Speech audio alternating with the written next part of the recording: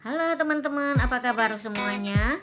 Harapan kami kita semua baik-baik saja. Ada sebuah kalimat, hidup sampai tua pun belajar sampai tua. Ini adalah ucapan Solon, seorang negarawan dari Athena Yunani. Kalimat ini sejalan dengan prinsip orang Tionghoa yang sangat menekankan pentingnya pendidikan. Maka tak heran Nabi Muhammad mengatakan, tuntutlah ilmu sampai ke negeri Cina. Imigran orang Tionghoa yang dulu datang ke Hindia Belanda, dalam kesulitan dan kemiskinan pun mereka berusaha supaya anaknya bisa sekolah. Namun sekolah Belanda tidak terima anak-anak ini. Kalaupun ada yang diterima, itu sangat sedikit. Sehingga Kongkuan atau Dewan Orang Tionghoa membuka sekolah yang namanya Yixue atau sekolah kebajikan di Petak 9 dekat Wihara Dharma Bhakti sekarang. Sekolah tersebut hanya mengajarkan budi pekerti dengan bahasa pengantar bahasa Hokkien. Karena sekolah ini tidak memadai, maka tokoh-tokoh Tionghoa saat itu antara lain Phua Keng Hek, Lim Kim Hock, dan Ku Avan mengajak orang Tionghoa dari semua golongan, baik Hokkien, Kek, atau Teochew dan lain-lain, untuk mendirikan suatu perkumpulan. Dan pada tanggal 17 Maret tahun 1900 berdirilah perkumpulan itu dengan nama Zhonghua Huiguan. Tujuan perkumpulan ini adalah untuk memelihara adat istiadat dan memajukan ajaran Konfusius. Mereka berharap sekolah bisa menjadi sarana untuk melestarikan kebudayaan dan tradisi nenek moyang. Dan karena ada diskriminasi dari pemerintah Belanda terhadap orang Tionghoa, maka tanggal 17 Maret tahun 1901, Zhonghua Huiguan mendirikan sekolah dengan nama Tionghoa Hak Thong. Sekolah memakai gedung perkumpulan Tionghoa Huiguan yang ada di Jalan Patekoan nomor 31. Bahasa pengantar sekolah ini adalah bahasa Mandarin dan menerapkan kurikulum yang lebih modern. Pada tanggal 1 September tahun 1901, Zhonghua Huiguan juga membuka sekolah berbahasa Inggris dengan nama Yale Institute. Namun karena kesulitan keuangan, akhirnya pada tanggal 8 Januari tahun 1905, Yale Institute ini digabung dengan Tionghoa Hak Thong.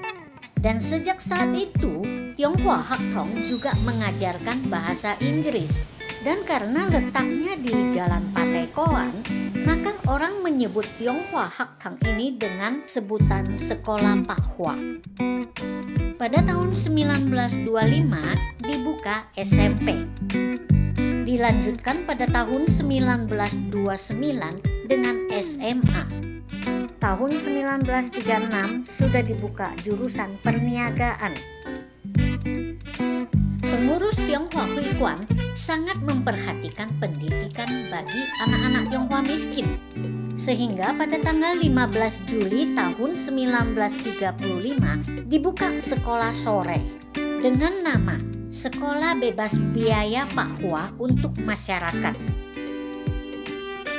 Sukses Tionghoa Huiguan di sekolah Pak Hua mendorong daerah-daerah lain juga membuka sekolah. Ada yang pakai nama sekolah Zhonghua, Xinghua, Huazhong atau Pacung, dan lain-lain. Diskriminasi pemerintahan Belanda juga menimbulkan perlawanan dari pihak orang Jawa yang diprakarsai oleh Ki Hajar Dewantara yang lahir pada tanggal 2 Mei tahun 1889. Beliau melihat hanya kaum priai dan bangsawan yang diterima di sekolah Belanda. Bahkan banyak kaum priai yang dapat akses sekolah di Eropa. Akhirnya pada tanggal 3 Juli tahun 1922, beliau mendirikan perguruan taman siswa di Yogyakarta. Dan hari lahir beliau tanggal 2 Mei dijadikan Hari Pendidikan Indonesia. Meskipun sekolah-sekolah Tionghoa tidak berlatar belakang politik, namun pasca insiden PKI, Soeharto membuat kebijaksanaan menutup semua sekolah Tionghoa. Bagaimana pendidikan anak-anak orang Tionghoa selanjutnya? Kita lanjut, tapi sebelum lupa, tolong subscribe dulu channel kami. Pada tanggal 6 April tahun 1966, sekolah Tionghoa yang paling tua yang dibuka oleh Tionghoa Huikuan di Patekoan diambil alih oleh pemerintah dan dijadikan SMA Negeri 19. Sekolah-sekolah Tionghoa yang lain juga mengalami nasib yang sama karena dicurigai berhubungan dengan kaum komunis.